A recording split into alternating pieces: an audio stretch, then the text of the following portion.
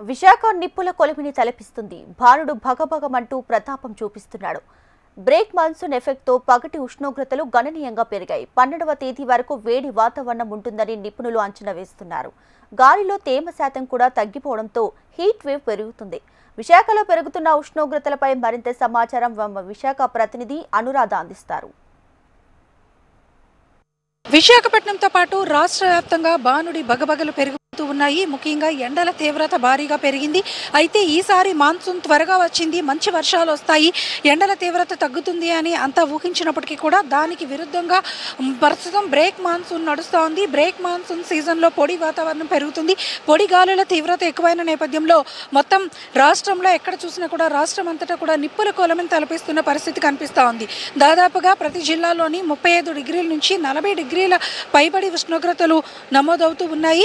ఈ నేపథ్యంలో ప్రజలు ఎండల సమయంలో బయటికి రావాలంటేనే భయపడుతూ ఉన్నారు. ముఖ్యంగా వడగాల్పుల తీవ్రత కూడా ఎక్కువగా ఉంది. బ్రేక్ మాన్సూన్ సీజన్ వలన ఈ రకమైన వాతావరణ పరిస్థితులు ఏర్పడ్డాయి. గాలిలో తేమ శాతం తగ్గిపోయింది, హ్యూమిడిటీ శాతం తగ్గిపోయిన నేపథ్యంలో పొడిగాలుల తీవ్రత పెరుగుతున్న పరిస్థితి ఉంది అని చెప్పి వాతావరణ నిపుణులు అంచనా వేస్తున్నారు. ఇదే తరహా వాతావరణం దాదాపుగా ఈ నెల 12వ తేదీ వరకు కూడా ఉంటుంది. ఆ తరువాత మెల్లిగా మళ్ళీ ఋతుపవనాలు బలం పుంజుకునే అవకాశం ఉంటుంది. అప్పుడు వర్షాలు కురుస్తాయని చెప్పి అంచనాలు వేస్తున్నారు. అయితే మొదటగా ఋతుపవనాలు ఈసారి వారం రోజుల ముందే వచ్చాయి.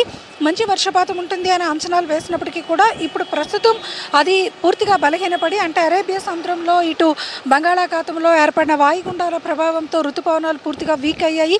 దీంతో పొడి గాలుల తీవ్రత పెరిగింది. ఈ నేపథ్యంలో ఎండల తీవ్రత అయితే మాత్రం ఎక్కువైపోయింది. దాదాపుగా మరొక కొద్ది రోజులు ఇదే వాతావరణం నెలకొని ఉంటుంది. ఎండల తీవ్రత సమయంలో ప్రజలు ఎక్కువగా డిహైడ్రేషన్కి గురయ్యే అవకాశం ఉంది. కాబట్టి ఖచ్చితంగా తగిన జాగ్రత్తలు తీసుకోవాలని వాతావరణ శాఖ కూడా సూచిస్తూ ఉంది.